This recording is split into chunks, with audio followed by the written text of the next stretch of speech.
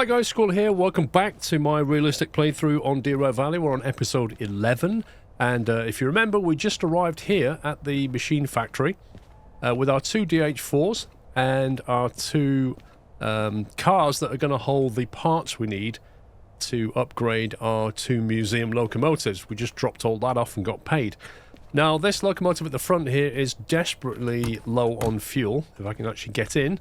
Very, very, very low on fuel. So what we need to do is we need to get these two cars here into loading bay, get them loaded up with parts, and then I'll need to take these over to the, if I just bring this up, machine factory, take them over to the service yard. We're currently here in C. To get them over here on the turntable, push them into the service bay, get them serviced up, and then I'll probably turn them around as well, because that's my main locomotive, and I think we're going to be heading that way. What I want to do is try and get back effectively to City South. That's what we're trying to do.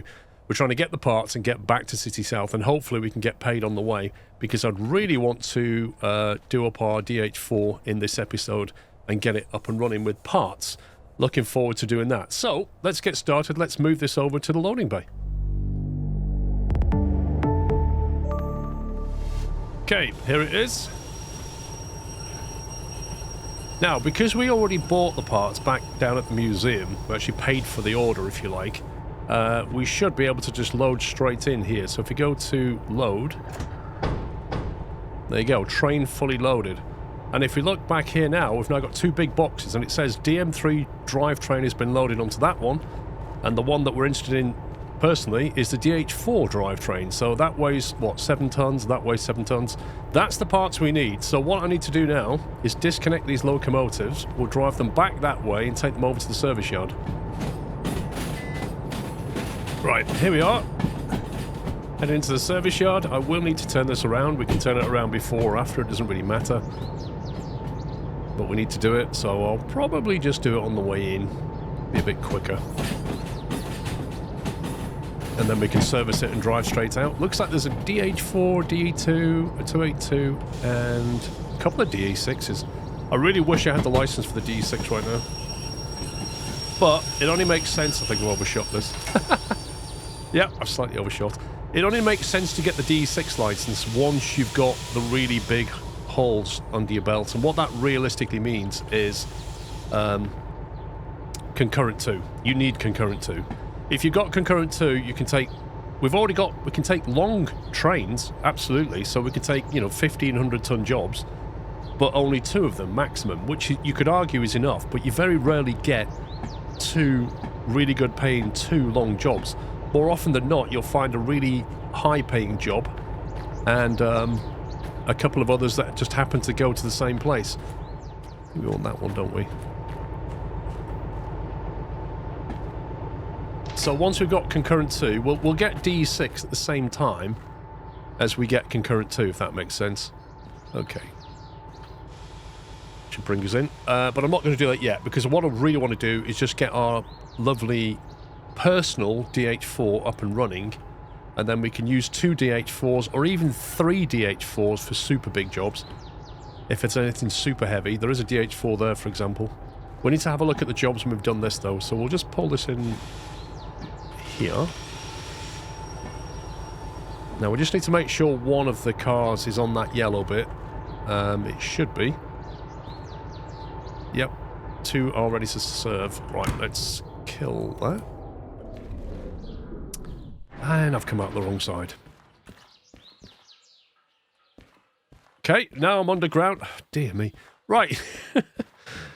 Okay, let's see. No powertrain, mechanical train, not much damage. Wheels, not much damage. This is all good sign. Oil you can't do much about, obviously. Sand, we haven't used any. Diesel, I do actually need to plug that in. Like that. So that's relatively good. I suspect that is the second DH4. What's that, 10 grand? And then we'll flick it to the other one, which I think is probably our primary one. Bit of mechanical, bit of wheel damage. I really have looked after this. Quite a lot of oil, but that's expected. And, of course, a almost complete tank of diesel. Let's see how much that costs. Ouch, that a lot. 10 grand's worth of diesel. All right, so 25 to pay in total. Yeah, that's just the way it is, I'm afraid. There's nothing we can do about running costs. As long as we treat the locomotive well, then it won't cost us much money. Okay, so what we need to do now is get back into our locomotive here. We can operate the primary one now, actually. So I will start this one up. Cut the brakes in on that one. Cut the brakes out on that one. And we shall rebind the remote to the front locomotive. And then we are good to go. Lovely. Alright, so we're going to pull this forward over there, and then what I want to do is I want to go to the shop. We actually need to visit two shops, actually. We need to visit the one here at Machine Factory, and we need to visit the one over at the goods factory, which is quite a long way away. Now, we may or may not get a job going in that direction, but I kind of don't want to go in that direction at the moment, so I think I'm going to have to pay to be taxied over to the goods factory, because there are some important things I want to get. Strictly speaking, actually, we could do without them. We've got a clinometer and a clock, which I'd both like to have, but is it worth teleporting over there just to get them? Maybe, maybe not. There's more important things that I need to get here from the machine factory. I tell you what, we won't fit the clinometer and the clock. We'll wait until we go to the goods factory next. Let's do that. What I'll do is I'll go over to the shop here, and we'll get the parts from here, and then we'll go to the office and have a look at what jobs are available. So, are we back on the main track yet? Oh, let's do. Let's stop here. We'll turn the engine off, whack the parking brake on, and we'll go to the shop. Right, now the machine factory does have a lot of useful things that we need for our locomotive. We don't want the swivel light. Let me just get hold of the gun here. So, let's start on this side. Medium slanted, mount slanted medium. I'm going to buy... I like to make sure I have enough mounting brackets, because honestly, it's really annoying sitting in the museum and you want to fit stuff and you don't have any brackets, and it's deeply irritating. So I'm just going to make sure I've got plenty of them. Rotary controllers, I think we already have at least one of them, but I'll buy one more.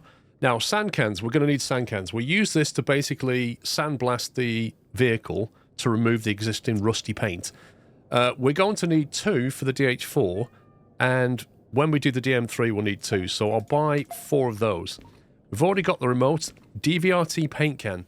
DVRT is the standard, the official paint. There's also a show paint that we need to buy that we'll get as well.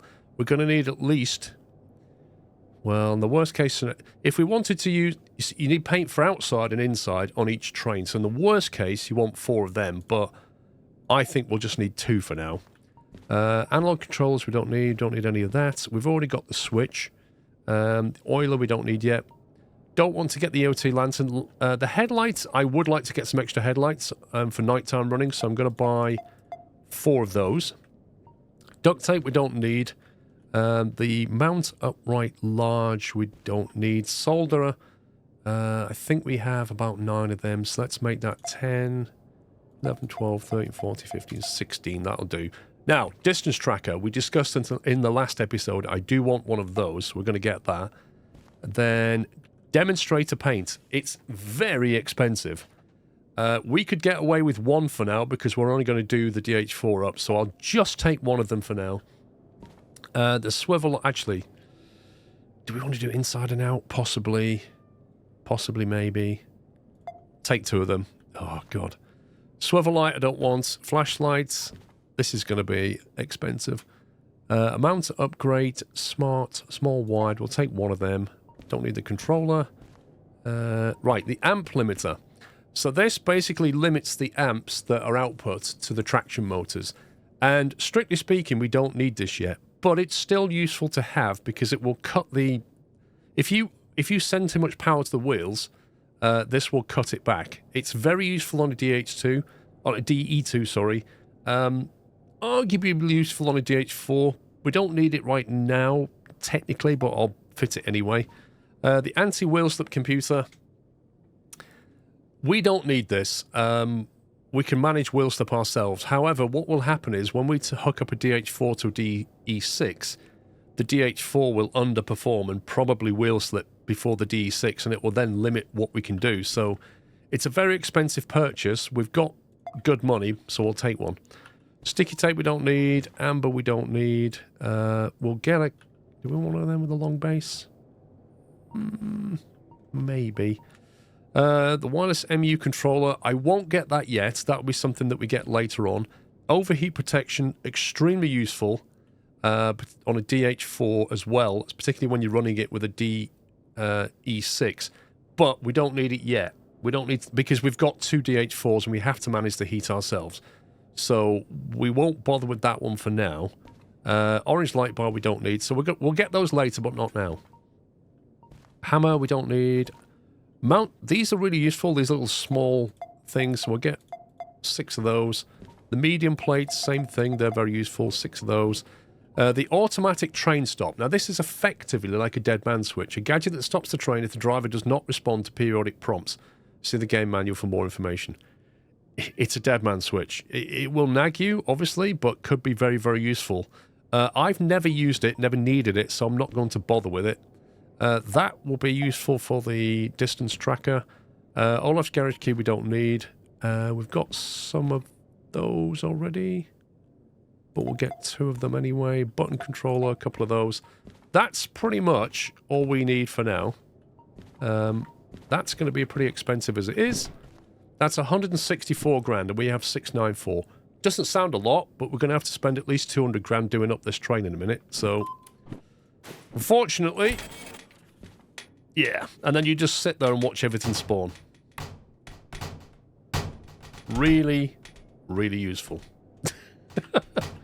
I'm just going to leave all that. We'll just summon it back at the shed. Right, if we press this button over here, magically everything will just fall all over the table. I'm just going to get those out of the way. And we'll hit the bell, retrieve lost items. Bing! So yeah, there you go. Right, we'll put our little lights down there for now. On top of there. If I can get it to... convince it to do that. There we go. Now, bits of equipment. Where do we put that? Let's put that over here. We want the anti-wheel slip as well. Now, the paint cans we can stick at the back. Got our sand here. DVRT can go there. Another sand over here, another sand over there, and then finally our demonstrator paint. Lovely. Right, I'll just sort these bits out and then we'll go and have a look at the jobs. Right, I've sorted it out. It's not completely perfect, but it's a lot better than it was. So we've got our stuff over here, equipment's over there. All the soldering bits and bobs are back here, and I've got most of my brackets there. Some are down here, some are up here. And yeah, I think you'll agree that's a bit tidier. But obviously when we do buy more items, it'll just chuck them on the desk. So anyway, let's see what job we can get here. Late in the evening, we've got shunting jobs. We've got a... That's a nice job. Oh, wow. Hang on. Orwell Central. Okay. Harbour and Town. 83 grand. City buses. Blimey. Long Fragile. Fantastic. Okay. I mean, Harbour's not... yeah, we can just go to the Harbour. I can't turn that job down. We could perhaps try and pick up something out of City West that goes to Harbour as well, just to make even more money. Possibly logistic out of Orwell Central to Harbour, if we go that way. But that already pays the bills. Where is that? B40. That is going to be... Machine Factory... B yard, so we're currently over here, so we're going to have to go... Hang on. We need to get our stuff out the loading bay first, so if we put the train here, reverse, bring it into C for the loading bay, so we'll go left into the loading bay. Because obviously we're coming from the south, which is here. Left into the loading bay, then we'll go to B and get it from 4, which is right, left. Coming in from the south, right, left. Cool. Actually, I think I'll sleep. Let's try and sleep. And then we can do it in the morning. 5:30. Perfect.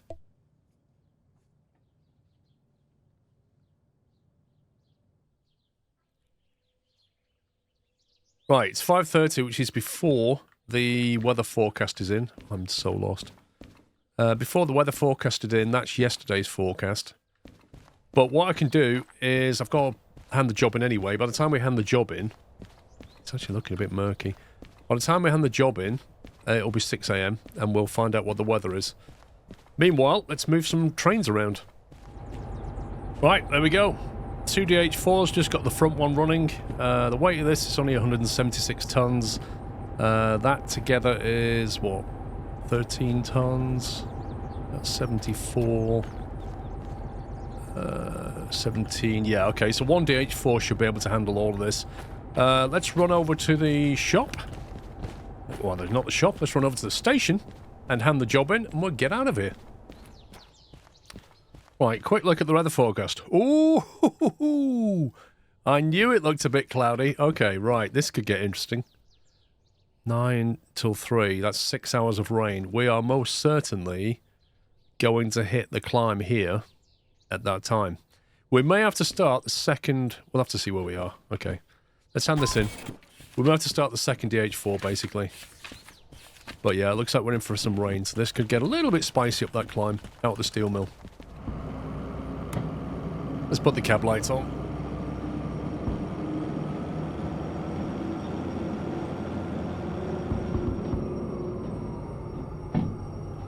Okay, I've left the parking brake on because I can hear it squeaking. There we go. Tiny bit of wheel damage, but I heard it before we went any further. I was so excited to get going, I almost left the parking brake on. I have done that in a previous episode, if you remember. But yeah, it's a good idea to just listen out. The other thing is, if you do sleep, it resets the parking brake in all the locomotives, so both of these will be reset. But more importantly, that one there, that little thing, that will also have it, because that is a locomotive, that will also have its parking brake reset. The carriages won't, so the carriage with the part on won't, but that thing will. Blimey, you just can't see the track. Look at that. Looks like we're driving on the grass. Anyway, this is where it would have been really handy to have a clock, but I wasn't prepared to pay to go up to the goods factory to get one. But it would be great to know what time it is right now. Anyway, I think we're going to hit the rain. We'll see how it goes.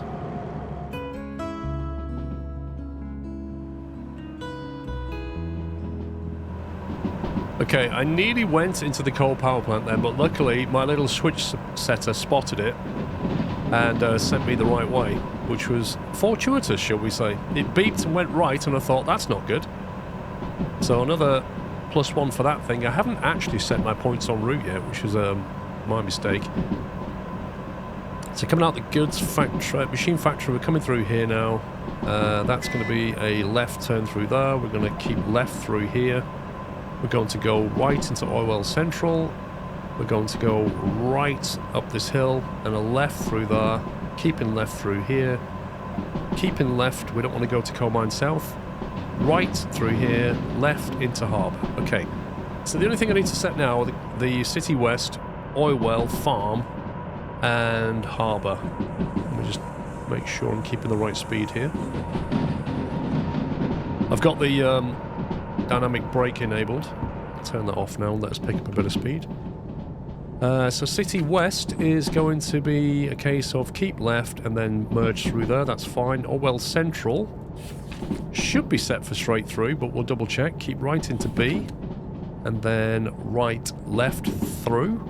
Farm, same thing, coming in from the west. We're going to be left into B and then right left through. And then Harbour, I need to see where we're dropping this thing off. Uncouple at Harbour at D4I. So D is over here. That's a bit of a pain. Well, what we're going to have to do is go into C and reverse back out into D. So we'll keep left, then we'll go right, and we need to go down into the main branch of C. So the loading bay will be empty, so we'll keep right into the loading bay. Then we'll back out of C,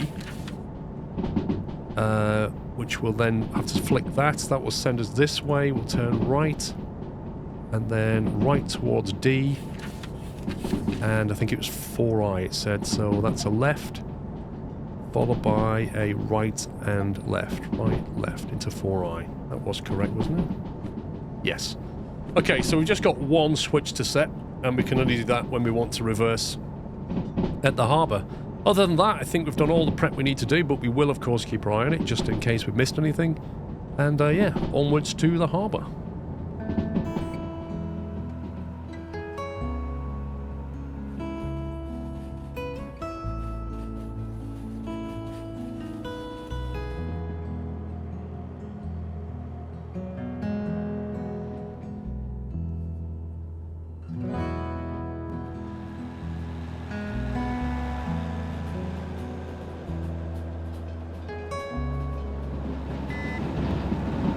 We're approaching Oilwell Central. I'm going to drive straight through Oilwell Central.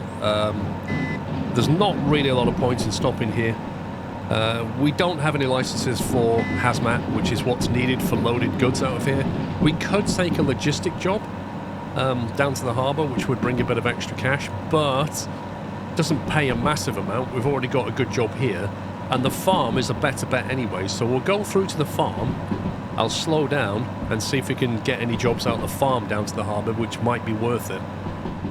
Alright, so I did actually stop at the farm, and the only jobs that were there were flour, and we're talking like 800 tons of flour down to the harbour, which is a great job, but with rain incoming and this horrible bend here, I thought if we stick 800 tons on the back of this with the extra goods we're carrying and 2 DH4s, I think that might be asking for trouble. So I thought, you know what, let's just take this. It's a good paying job, but my main focus today is to try and get our own DH4 painted up.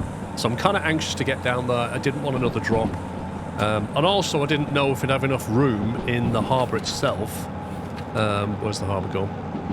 There. I didn't know if we'd have enough room to reverse back out of here anyway, so all things considered, get the power up. All things considered, I thought I'll just leave it and take this. This is paying pretty good money, and it's not my primary focus. We've already got over 500,000. We're going to make 100k off the back of this thing. Did I need my second DH4 up here? I don't think I didn't think I'd need it, to be honest. We should be okay. Of course, you've always got to consider if you don't start the second DH4 up, you are actually carrying the extra weight of it. So. But this is not that heavy, so I think we'll be okay. Yeah, we're fine. Alright, let's get down to the harbour. I think it's going to rain soon anyway. And then I want to get over to the museum and get painting. Well, it's been a fairly uneventful trip down to the harbour. What's really strange is it's not even rained yet. I'm beginning to wonder if I looked at today's forecast or not, because it's sunny. Anyway, we'll get this thing dropped off, and then we'll head on up to the museum. Right, I'm taking a right turn here, because we're going into the C yard, and then we're going to reverse back out into the D yard. So what we're going to do is just wait until the whole train, and we can see the back of it. The back of that train has gone through this switch here. Let's double check that's set for straight in. Yep, loading bay, there we go. Yeah, we just got to clear this one here, and then we can reverse back out. So if I jump out, actually I don't need to bother. We'll be fine. I'll just eyeball it. And we can use our switch setter to easily set the switch as soon as we put it into reverse.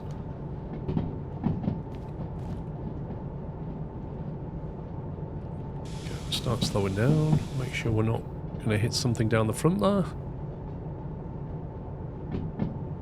As soon as the back end's gone through that chicane, like that, we're now good.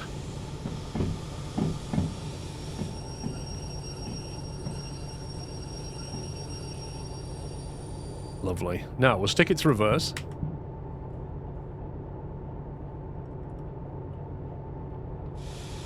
Release the brakes. And the switch setter should be showing... Let's have a quick look. Yeah, the switch setter should be showing a switch to the right now. really sure why it's not. That's weird. Loading bay... Oh, it's not that one yet, is it? We're not close enough. Basically, we want that one. There you go. Now it's showing it. So that should now be showing right. There you go. Yeah, it had not picked it up yet. It wasn't quite in range. I didn't actually need to clear these. I just needed to clear that one. So that was my mistake. Anyway, we're going to the right, and then down into D. And just to double check, we're going left, right, left into 4I. Perfect.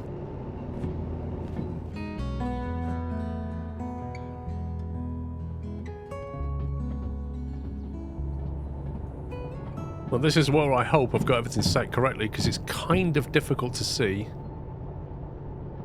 what's going on, but it does look like it's going into 4I. So that's good.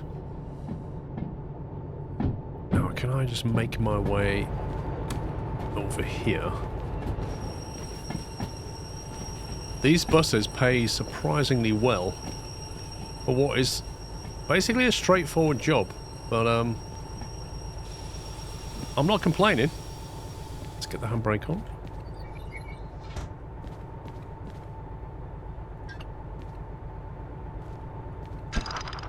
Hitboxes are a thing, eh? Okay, right, and then we'll pull that forward. Put it right on the back of that.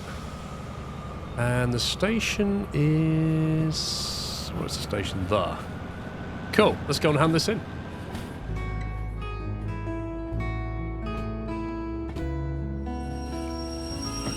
Right, let's park it up there.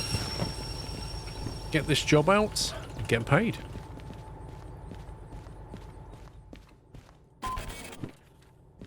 Okay, that is $125,000. What fees have we got there? Look at that, nothing at all. 125 grand we just got. That has paid for all the parts we've bought, plus our journey down here. That is happy days. Right, now the important thing. Let's get up to the museum. I'm not even going to look for a job. Let's get up to the museum, and we'll get our DH4 going.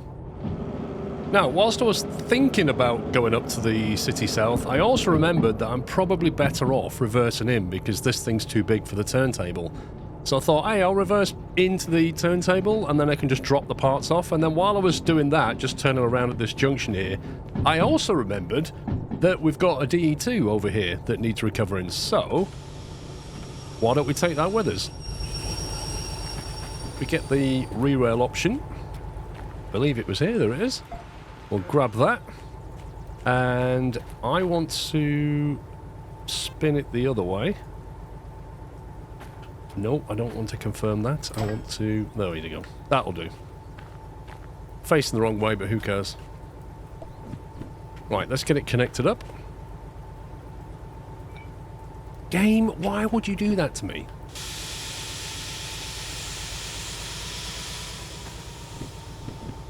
It re-rails things so you can't connect them, which is not terribly handy. Okay, right, that's that one. Let's get the brake pipes connected.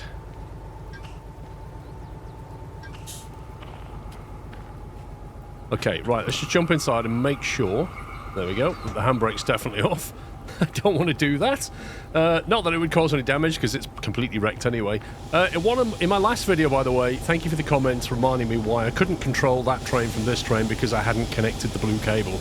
That was my bad. I blame illness, okay? And I'm not having it any other way. Right, let's get going. It's starting to rain, but it shouldn't be a problem. Right, let's get our city south set up here. So we're going to go straight into museums. We want to right, and right again. The plan is we'll get onto the turntable. So what we've got back there is we've got the D2 right at the back, and then we've got the two carriers, if you like. But one of them's obviously a locomotive in and of itself. Now, not all of this is going to fit on the turntable, so what I'm going to do is reverse it onto the turntable, but detach these two DH4s so I can pull forward, and then I'll use that little transport vehicle. I'll use that to push the DE2 into its bay. But when we get on the turntable, pretty much straight away what's going to happen as soon as we stop, it will despawn the boxes on the back of those cars, because that's how you effectively deliver it to the museum. You just stop on the turntable and it will consume them. At that point, we are then free to just, well, we can just park up the cars for now. We don't really need them for a bit, so we'll just stick them in one of the bays. And then we can basically get one of these DH4s and maneuver our poor little museum DH4 into the service bay, and we can start working on it. I do like the rain droplets in this game. It's just lovely. I mean, you can see the pattern to them. They're not perfect, but they're just such a nice implementation, aren't they? Look at that. I wish more simulators did rain like this on the window. It's superb. Right, let me just slow down here. We're just coming in a little bit hot, and it is a wet track. And there's the wheel slip from the wet track, which in my opinion is a little bit overdone, but it is what it is. I'm going to slow it down. Right, let me jump out. Let's get the braking on. Now the track, of course, is already set for straight through. It always will be, because you wouldn't be able to drive out otherwise. And as I said to you in the last episode, traditionally, whenever I do work in the museum, in a live stream, every single time it has been raining, and you get this ASMR rain. Every single time. And here we are, in the museum, and it's chucking down with rain. I find that amazing. Right, let me just stop that there. Okay, so they should despawn shortly. I'm surprised I've not already done so. Maybe I have to detach them or something. There we go. They've gone.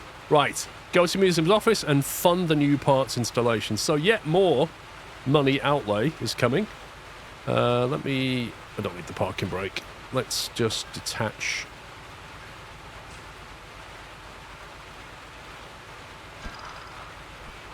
There we go. And we'll just get that out of the way. Look at that, wheel slip. And yet the track is actually dry, because it should be dry under here, but I don't think it should wheel slip quite so often. Right, let me stop that. So we'll put the parking brake on.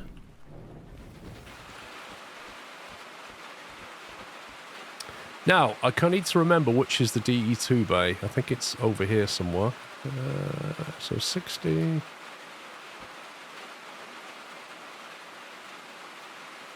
There. Okay, so it's to the right of the DM3. So, we stand... Where are we? Over here.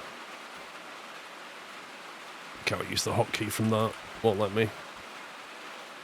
Okay, let me stand over here and take a wild guess. There's the DM3. I reckon... there-ish. Wrong one. Okay. That's not the DM3 I was looking at.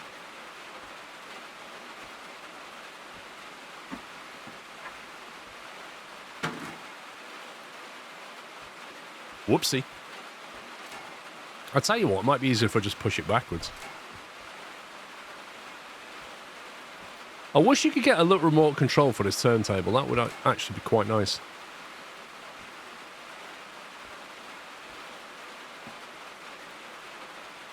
There we go. Check it's the bay. Yeah, DE2. Right, let's get this thing started up. All the brakes are currently off. Right, I need to remember how to do this. Let's see. Electric panel is... Crikey, it's been so long since I drove this thing. Cab heater. There's the brake cut-in. So we're going to need that cut-in. Where's the electrics? Actually, is it outside? I've got a feeling the starter on this is in a weird position. 1 second. Or is it the cutout that's in a weird position? Yeah, there's the brake cylinder and the fuel cutoff. That's how you turn this thing off. I'll remember that weirdness about it. Cabin heat. Where's the electric switch? There we go. Electrics and starter. Lovely.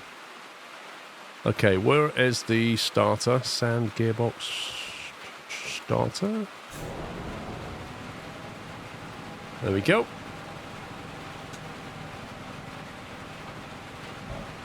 Put it into reverse. Release the brakes. And we shall... Actually, I'll just have a look at the cylinder pressures. Fuel, oil level, tachometer, speedometer, sand, brake pipe, main reservoir. Okay, reservoir's got rising amounts of air in it. It should be enough. Let me just try applying the brake. Yep. Okay. Worst thing you can do is jump in a brand new train, expect the reservoir to be full, and then try to stop the thing, and you can't. That's not fun.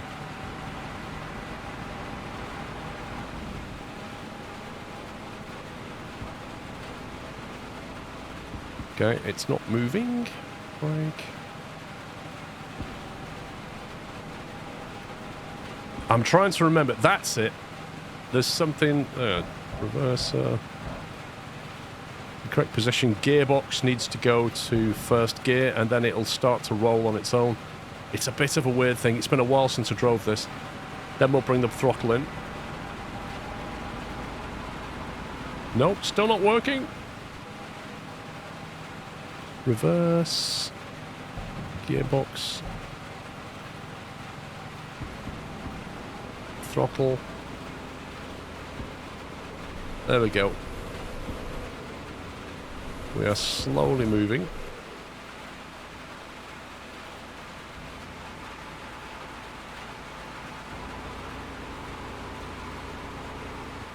Right, that D2 is now in a recognised position, but I'll just push it to about here.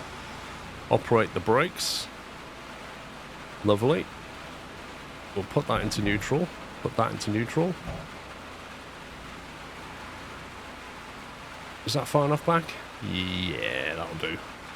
Okay, let's put the handbrake on in here. And we'll disconnect it.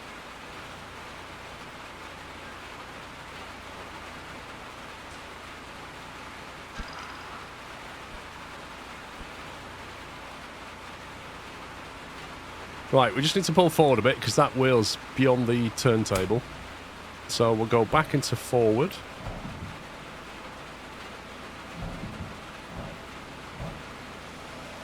Release the brake.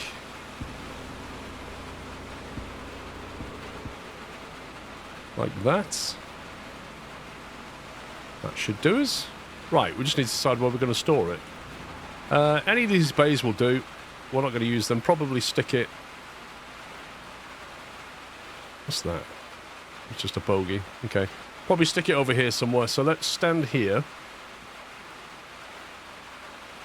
Or rather stand here. And then we can use the turntable. I always get that the wrong way. Page up and page down I have it mapped to. But I always get it the wrong way when I press it. It always goes the opposite to what I expect. Okay. That will do. And we can just drive it forward.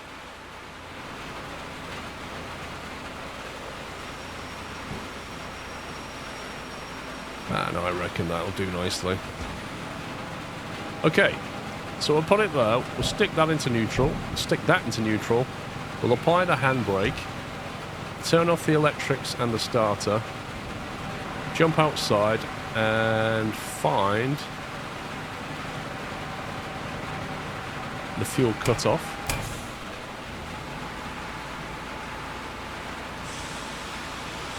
Nope, that's the brake cylinder. There we go. Yeah, I'm a bit rusty driving that thing. I had to completely work out all the controls again. I don't drive it. I think I drove it once. And then just thought, what's the point in driving that? It's a bit of fun, but I'd rather just drag it around, so... Apologies about that. Right, next thing we need to do, we need to get our weary old DH4 out of storage, but first, 35 grand. That's for the D2. Which I'm going to pay now. There you go. Parts installation and DE2 drivetrain. So that's 15,000 for the DE2 drivetrain. It's obviously quite cheap because it's the DE2, but with something like the DE6, that will get much more expensive. Then the parts installation is going to cost 10 grand. So basically that says they've installed the parts into the DH4 and into the DM3 for us. So that's been done now. So there's nothing more to pay here. What we've got to do now is basically get that thing into the service bay, and then we'll start work on it. Right, so we'll just push this back into this bay. You don't need to have it in the paint bay to actually paint it. So that's the first thing to note. What we're going to do is just pull it up around about there, and that should do it. Okay, let's get this turned off, and we'll more importantly turn off the wipers, otherwise they will squeak on us constantly. Okay, right, now there's no particular order that you have to do this, but you can either paint it first and then service it, or you can service it and then paint it last. It's up to you how you do it. We just need to make sure that we repair the right one. This is LO87, which is the current one. And make no mistake about it, this is going to cost a lot of money. Everything is completely trashed. So if we have a look at the mechanical powertrain, for example, it needs 100%. The DE2 is the cheapest to repair. The DH4 is, you know, somewhere middle of the road. The DE6 is far more expensive. I could repair the DE2, but it's just not capable enough for the sort of mid-game that we're in. A DH4, or rather two DH4s, is much better option. And then once you get the DE6, you can basically have a DE... you can have a DH4 with a DE6. That's a very good next step combo for us. And then after that, if you want to, you can either keep it that way or go for two DE6s. Not forgetting, of course, there is the DE6 Slug, which is a much... misunderstood, let's put this in there, a much misunderstood device. What the Slug is, the DE6 Slug is a set of traction motors.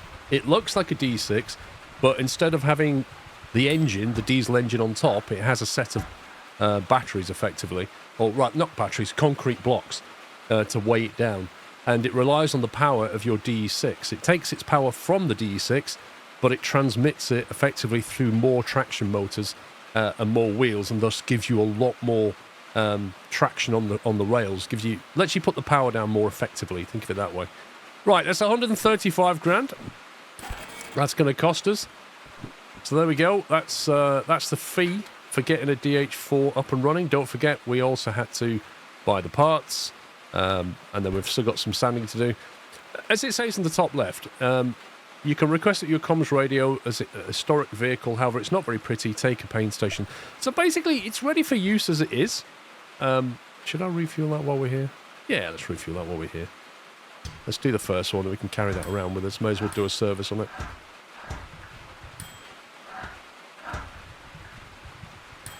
Yeah, not too much. What's that? 5 grand. That's fine.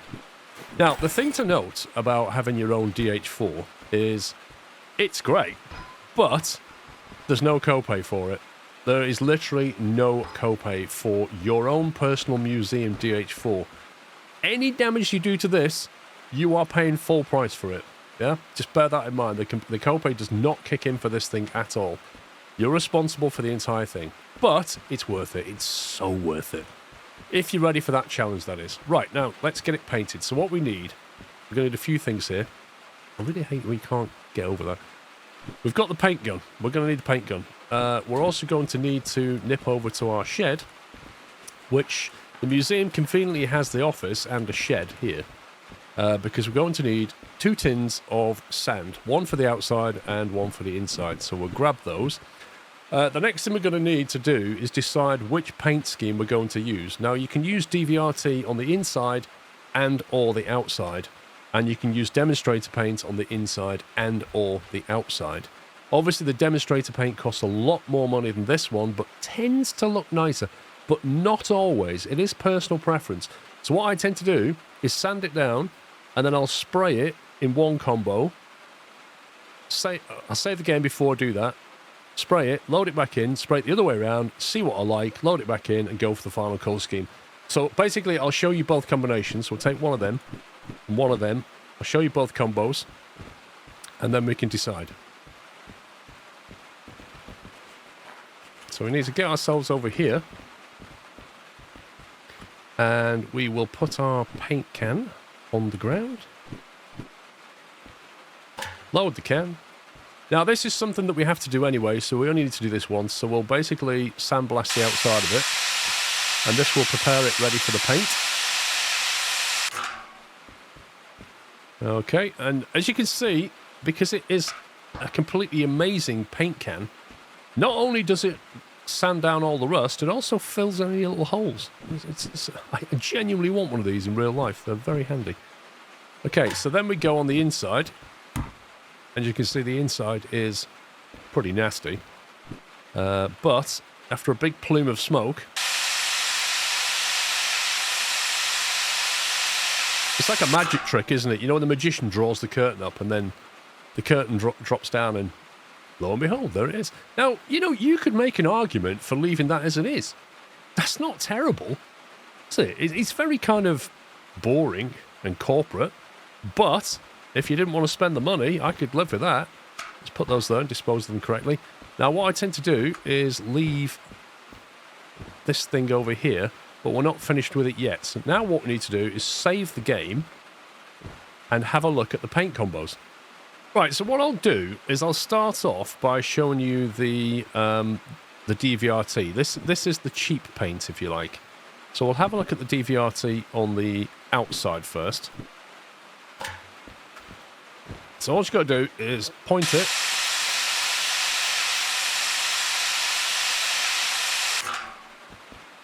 And there you go. So as you can see, a DVRT paint is effectively the standard railroad red.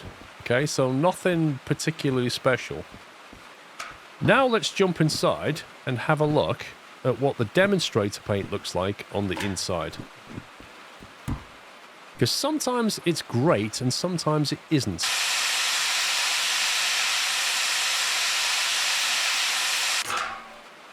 Okay, so if you had demonstrator paint, this is what it would look like. It would look orange with a white top. So straight away, you might like that, you might not. This is the point. You've got that greyish interior as standard, which is unpainted. You've got the orange and whites, and then what we'll do is we'll load it back in and have a look at the other combo. Alright, so this time we will get our demonstrator paint out and we'll spray our demonstrator on the outside.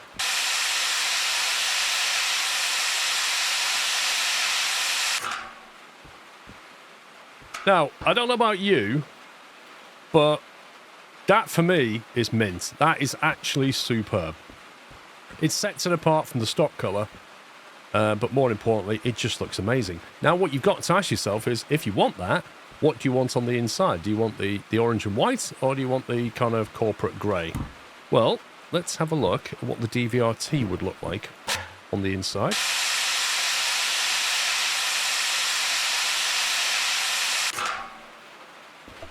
Wait for the dust to settle, and there you go. So DVRT gives you a sort of a white and like a black floor. So it's not like the corporate one, and it's not orange, it's somewhere in between.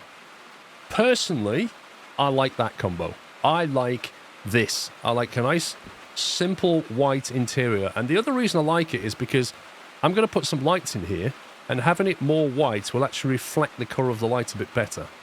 So that's for me, but your mileage may vary if you play this game. You do you, and I'll do me. And let me just get rid of that. So there you go. I'm going to go with the blue exterior and the kind of white interior. So what I'll do is I'll put that over here.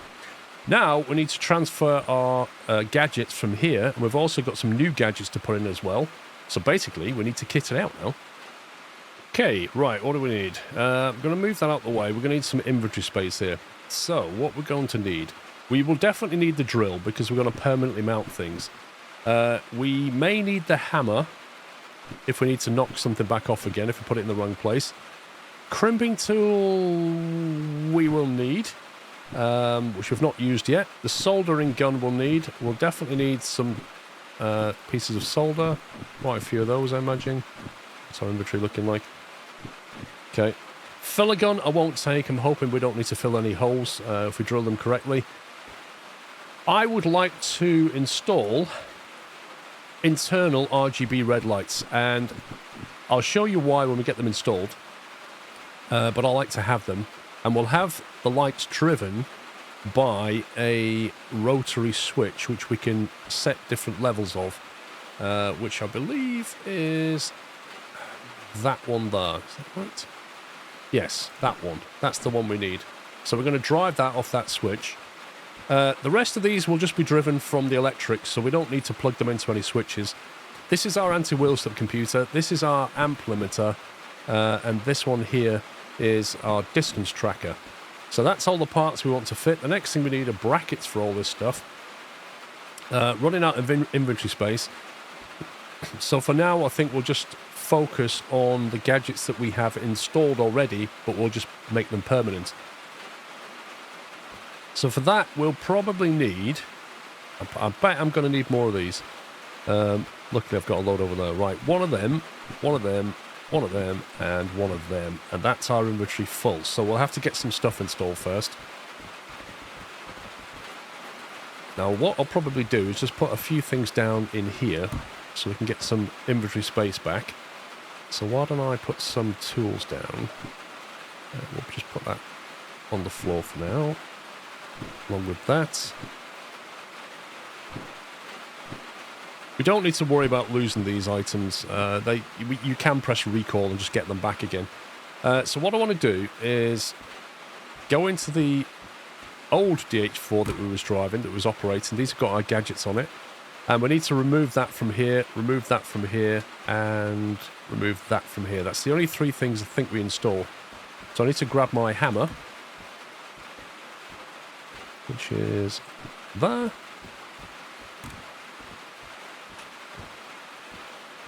Okay, we'll give that a whack. Give that a whack. And we'll give that a whack. So we'll take that, and we'll take that. That's our inventory full again.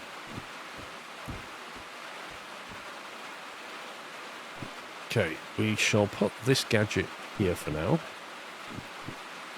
Put that gadget there, and we'll put that gadget there. Lovely. So I would just propose that we put things back in a very similar place, because it worked quite well. But obviously I'm going to use fixed brackets this time.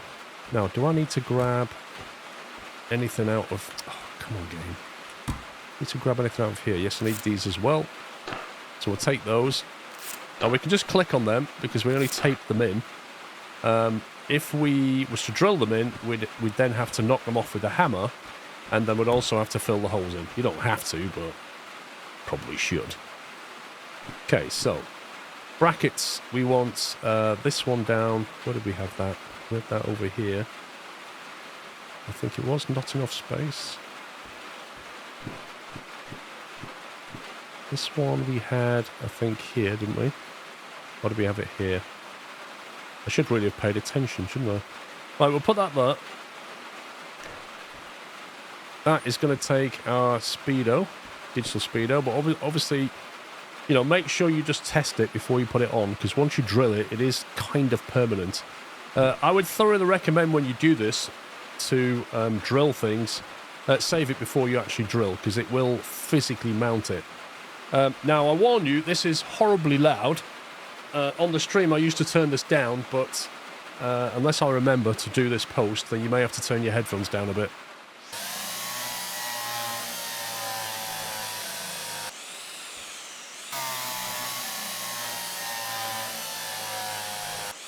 Yeah, it's ridiculously loud. It's not only a drill, that thing, it's actually a drill, and it installs the screw as well, which is quite neat. Now, we take the speedo and we put it there like that, and hopefully that's the right way up. And that is now permanently mounted. If we always have a really hard shunt, that won't fall off. Of course, we need to wire it in, but, you know, that's by the by. So what I'll do is I'll basically fit these parts on now, and then we'll get around to wiring them in. Now, I just realised while I was doing this, well, I realised a couple of things. First of all, I'm going to put this thing, I'm going to put down here, the anti-wheel slip computer. So that's going to get mounted there. The train length indicator is going to sit like that, but just underneath. It's a little bit awkward. And then I realised I brought the wrong gadget with me. This is no use to us. The amp limiter is something we can use on the DE2, but not on the DH4. What I actually wanted was the overheat protector, because what we actually want to do is basically get round to here and decide when we want to cut the power based on whether it's overheating or not the amp limiter. So I'm going to have to go up to the machine factory. I'll put this in the shed, go to the machine factory and get the overheat protection. But obviously when I come back, it may have stopped raining. Right, where is it? Amp limiter. Overheat protection. This is what we wanted. 20 grand. It cost me 1,800 just to taxi up here. Put that down. So yeah, expensive. There we go. Right, we'll grab that and we'll teleport back. And as I suspected, it has indeed stopped raining, so it'll be a lot quieter now. Right, have we still got the... Let's put this back. Amp limiters for another day. So for this thing... Okay, I think we've got everything we need now. So I'll get this drilled up.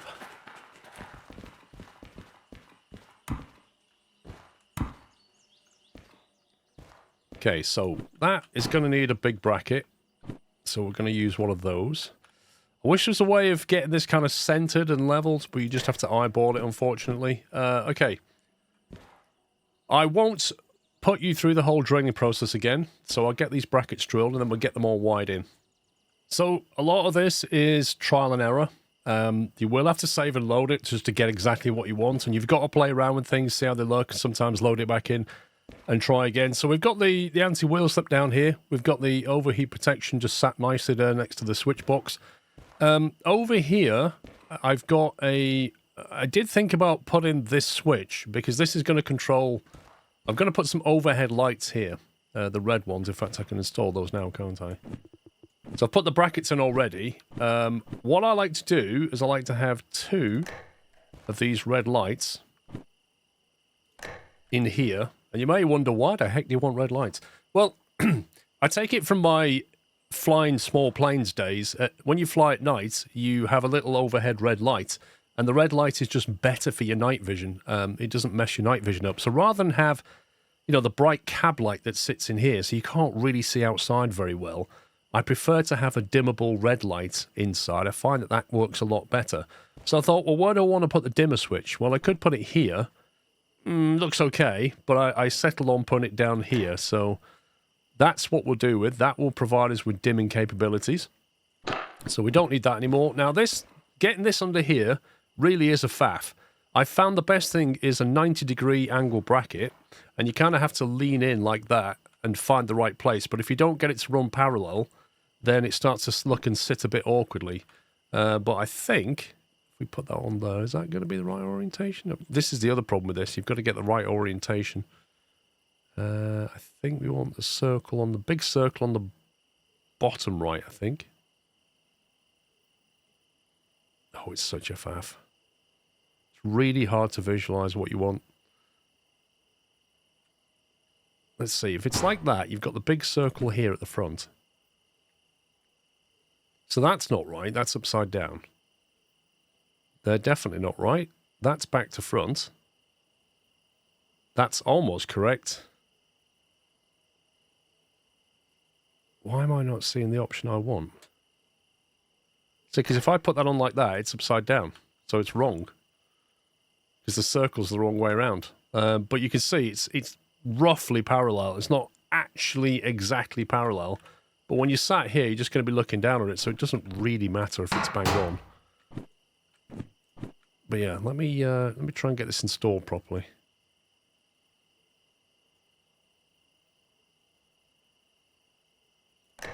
There we go. Yeah, so you can see the problem. Like, the edge of that doesn't quite line up. So you can play around with this all day if you want, but I've got better things to do with my life. It's good enough. Basically, I can reach down and do that, so that's fine. I've got the solder here. What I need to do is I need to crimp some stuff. This switch needs to be crimped in with these lights. So what you do is you say, I want this to control that. I want this to also control that. Now, if I remember, that does, I think, 4 items. What it can't do is reach onto the next locomotive, so you can't crimp things to a different locomotive, if you like, which kind of makes sense. So having crimped that in, what we then do is solder.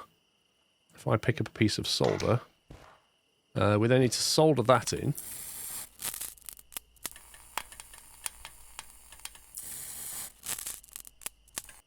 Like that. And then solder that in.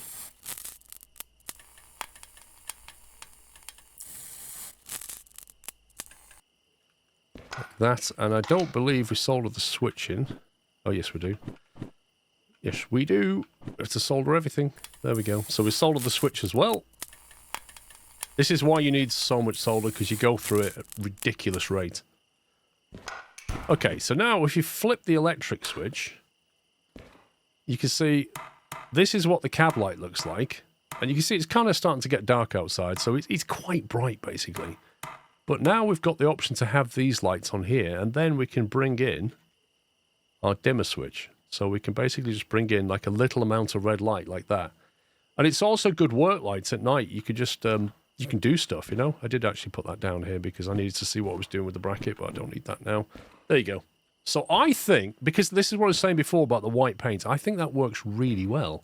And it gives you a nice night vision to see outside at night. So that's that. We just need to basically work our way through everything else now. So we basically solder that in. That will then activate the distance tracker. Because it's not being driven by a switch, it's permanently powered. So as soon as you throw that breaker over there, that will activate. Same thing with the switch over here, which we've seen before. And then we've got the speedo to do, the overheat protection, and the anti-wheel slip computer, as well as the brake LED. I can already see I'm going to need some more solder from the shed. So I shall be right back. Right, that's the anti-wheel slip computer done. Let's just pick that up. So that thing is just something that will just do its thing. You know, you could, if you want to disable it, then you need to basically get a button and crimp a button to it so that you can turn it on and off. But, you know, I think it's fine to just leave it on. It does its job. As soon as the wheel starts to slip, it just backs off the power. The main thing to set now is this thing here, and this is whether you want to reduce or cut. I recommend reduce. What happens is when it gets to this temperature, do you want it to just cut the power or just back it off? And I think in all cases you'll want to back it off. We want to be backing off at around about 105. Just depends what limit you want to really go to. Let me just crouch down. So there's 105 there. You know, you could push the boat out a little bit like that. It's up to you what temperature you want to go with, but that's 105 Celsius. As soon as it gets to here, it'll back the power off automatically. Very, very useful when you hook this thing up to, well, either a DH4 or a DE6, because, especially a DE6, because this will reach its limit before the DE6 does. The DE6 can cool itself more effectively. So what that means is then you can put the power in, and the DH4 will back itself off accordingly, and the DE6 is free to use the rest of its power. So very, very useful. I think that is us done here. We are now ready. Oh, one more thing. Let me just pair the loco to this one. We are now ready to drive this thing outside and show it the light of day. But I think what I'll do is I'll just go over and sleep so that we've got some nice daytime, and I'll also get rid of this junk in my backpack and throw it into the skip. So I shall see you in the morning.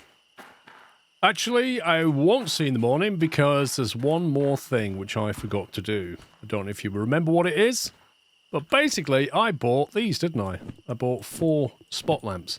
And the reason I did that is because stock locomotives, they have a decent headlight, but it's not amazing. If you actually take a look at it, if you put the front headlight on to main and then high beam, it is fine. It's very focused forward.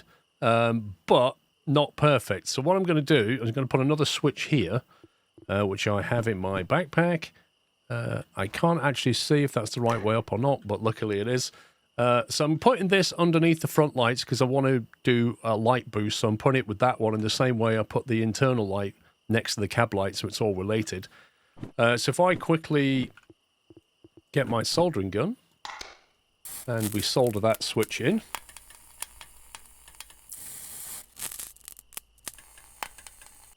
like so.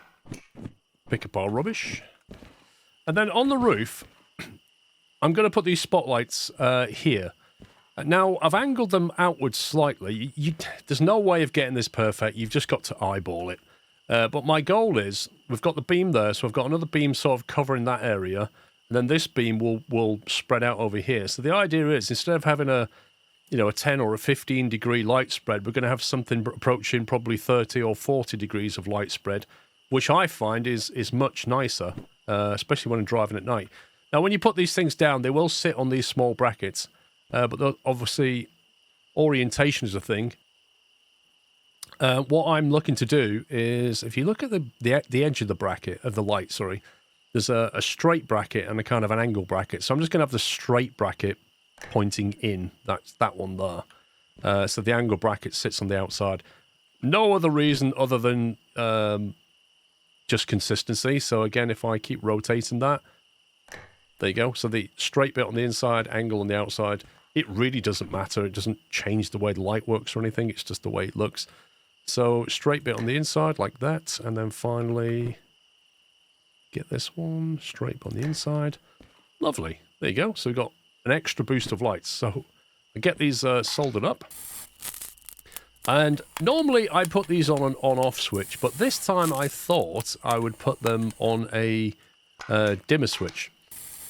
It doesn't matter whether you do it on or off or on dimmer, but I thought, this game has a lot of bloom in it. I don't know if you've noticed or not, particularly at sunrise. If it's misty, there's a huge amount of bloom. So I thought, well, if I put it on a dimmer switch, if it's getting a bit too bloomy, I can always dial it back, can't I? So there's no downside to having a dimmer switch. That was my thinking. So we'll do these 4. Let me just pick up my litter. You can see they've come on because they've not been crimped in yet. Let me just pick that up. I think I've still got one there. Yeah, so there you go. You can see it straight away. It's a much better spread of light. But what I need to do now is go back inside. And this is kind of where, actually, it's probably easier if I don't go outside. I need to get the crimper. This is a bit awkward, this bit. I need to get the crimping tool. And I need to basically reach for... You need to jump inside and outside. It's a bit awkward. So I want this switch, and I want it to go to that like there. So immediately it goes off because it's now wired in via the switch, and the switch is turned to off. So yeah, you've just got to do it like this, basically. Just make sure you choose the right light and the right switch when you're doing it, and always have a save. Seriously, you do not want to not have a save. Okay, right, now, if we then crouch down here, and if I do that, we can now, there you go, look at this. So instead of having just, we could have that, and then we could bring in an ambient light like this. It gives us so many options over our lighting, especially at night now. And that combined with the internal red lights, I think just makes for a much nicer way of driving. I really do. That is all the pimping we're going to do. So let's have a little sleep and then we'll roll her out and see what she looks like in the daylight. And here she comes. Purring like a kitten. I love the dimmable lights on top now. That's the first time I've dimmed those. That looks great. But yeah. This is going to be our drive for quite a bit of time, I would say. This is a good combo for us, 2 DH4s. At some point, we'll replace that with a D6 when we start to do the super big stuff. But otherwise, this thing has more or less everything I want. The only thing I didn't buy, which we'll get from the goods factory, is the clinometer. And the clinometer will probably sit there. And what that does is just show you the gradient. But as I said, I wasn't going to spend the money to teleport to the goods factory. What I want to do next is try and find a job that takes us up to the goods factory if possible. And then we can buy that clinometer and also a clock. We'll probably put the clock on top of here, I think. Clinometer over there. But yeah, look at this. Dimmable internal red lighting. We've got the switch, the overheat protection, the anti-wheel slip computer for when it rains. Digital speedo. We've got the distance tracker now. I'll show you how to use that when we take a consist out of here. But yeah, other than that, guys, that is our new ride. That's it for this episode. I do hope you enjoyed that one. Give me a thumbs up if you did. Don't forget to leave a comment. And also, if you're new here, don't forget to subscribe for more Derail Valley content. That's it from me, guys. Take care. Happy training.